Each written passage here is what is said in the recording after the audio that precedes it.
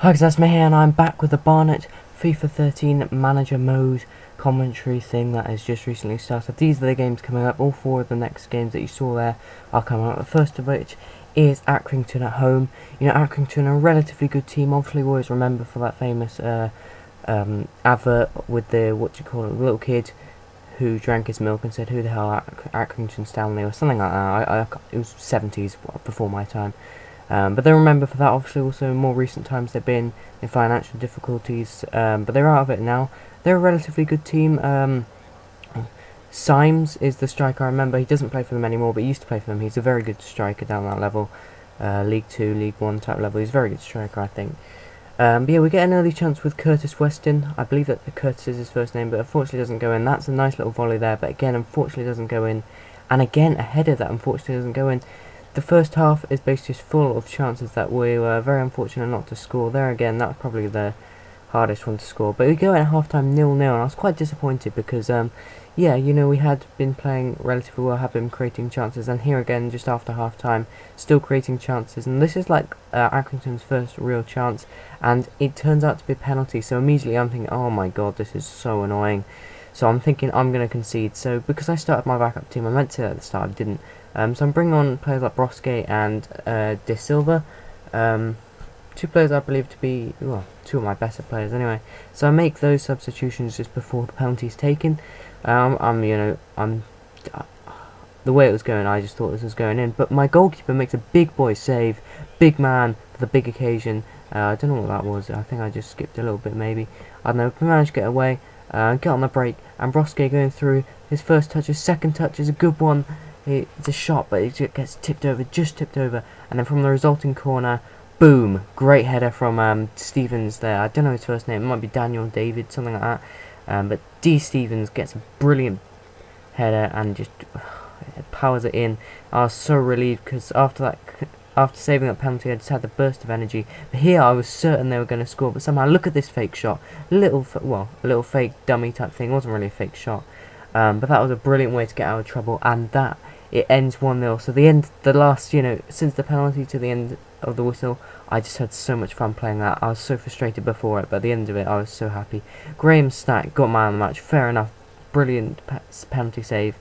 Then we go into our next match, which is away against Torquay. Torquay are a very good side down there, League 2, lower league level. It's a bit disrespectful in a way, but my supporter team Hereford are a league below this, so you can't really look at it too much. You can't look too much into it. Anyway, Torquay are a good team. They've got players like Jarvis, as you can see right there, and also what's his face. They've got Benyon and Howe. Rene Howe is a brilliant striker. But there, you see, we're starting our first 11, if you like. Players like Edgar Davids, Broske gets on. And speaking of Broske, I couldn't select him there. It was so frustrating. But yeah, in the end, it did let me select him, but he just couldn't get the shot off quick. And that shot was pretty good. But it gets saved. And again, we go in at halftime at 0-0. I was so annoyed because I hate it when I go in at halftime 0-0. But that was a brilliant play from Vose, my young 18-year-old player Cam. He's playing very well. And here again, gets the pass off to Nurse this time, who smacks it into the top corner, and boom, that is in. John Nurse puts us 1-0 up. Away at Torquay, a win here again, similar to Gillingham in the last episode. Torquay are, promotion-chasing team. I believe they're a very good team. They're a team I was considering starting with. I just decided to go Barnet because of Edgar Davids, basically. But here I thought, again, surely they had to score there. No, luckily it came off the post, but then it came back in. I was thinking, yes, they're going to score now, but no, we luckily managed to clear it away. Broske gets the ball, and we get on the attack, but not to be. They got on the attack as well. Benyon plays a 1-2 with Rene Howe. Rene Howe came as a substitution, and Benyon gets just past the goalkeeper and sticks it into the back of the net. It's so unfortunate. 89th minute goal, and here Marsh Brown, I thought he was going to score, but the goalkeeper makes a brilliant save, and that is enough to keep the score at 1-1. So a good point away, but really I was hoping for the win. And now we similar matches, Johnson Paint Trophy, any of the cups I don't care about. I'm going to give my best shot in the FA Cup, but the other two, Johnson Paint Trophy and Capital One Cup, I'm just not bothered about. So I put up my backup team, home to Bournemouth.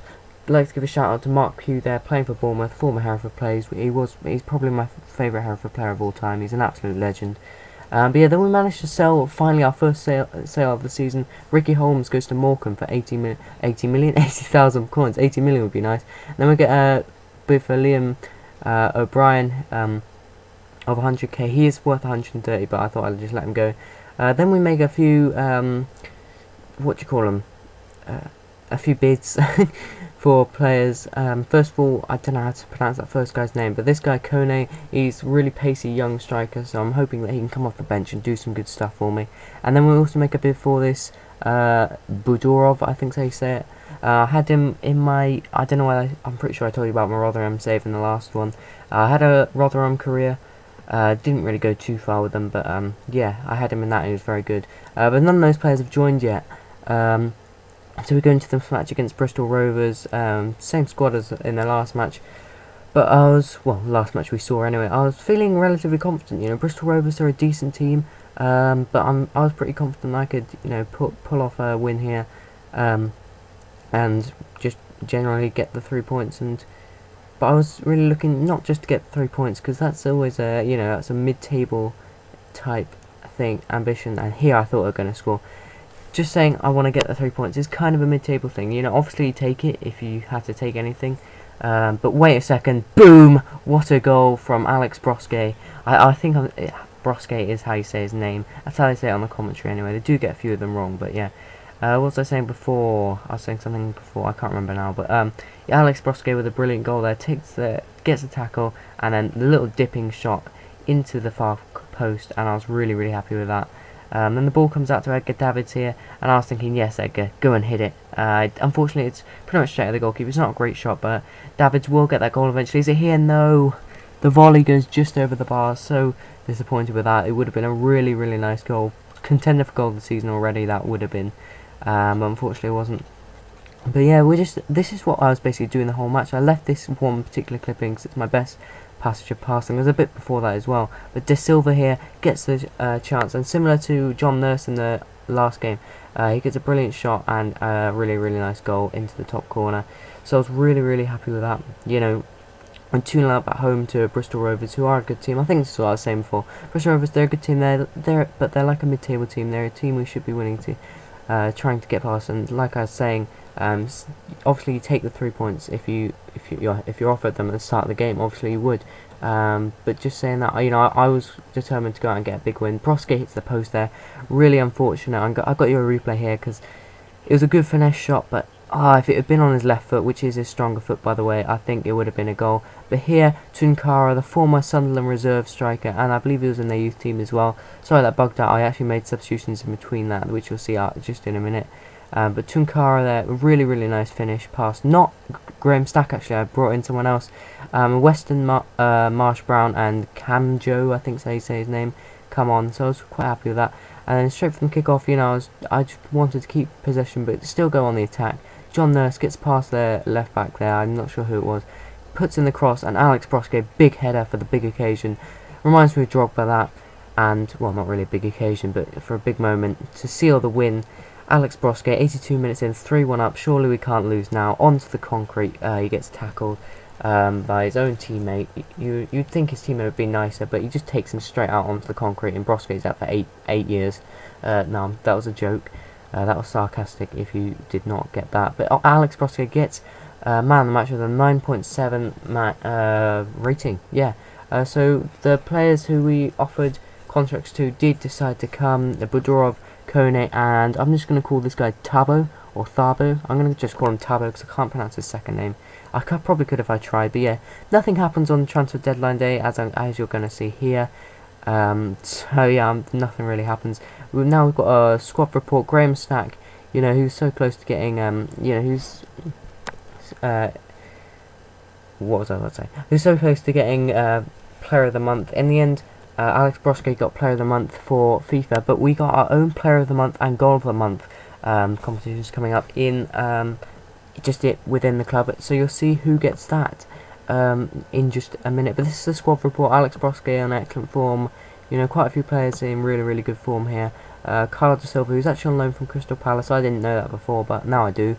Mamadou Kone, we all knew he was on loan with that amazing pace. His pace has now gone up to 90 with 85 acceleration, so I'm really looking forward to getting him off the bench against those tired defenders and just abusing that pace. That's going to be so exciting. I think he can do really well, because late on in games you don't need a brilliant finisher, you just need someone with amazing pace. So here is the player of the month, and it is Dominic Vose, my 18-year-old Cam. The reasons I picked him was he obviously, you can see he grew a lot if you were able to catch that, and his average ratings weren't particularly great, and also got the stats on there as well. But for me, just using him, he felt so good. I'd never heard of this guy before. He's one of the few guys in Barnet's team I've never heard of before. I know their team quite well because I obviously supported their team who played them last season twice. I actually went away to Barnet. It was a very exciting game. But here is the goal of the month, and I'm going to allow you to.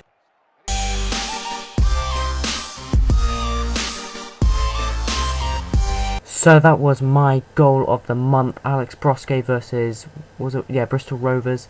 At the end of this episode, we are in 8th position. But thank you for watching. Please leave a like if you enjoy, and of course subscribe if you haven't already. And I will see you next time. Thank you, and goodbye.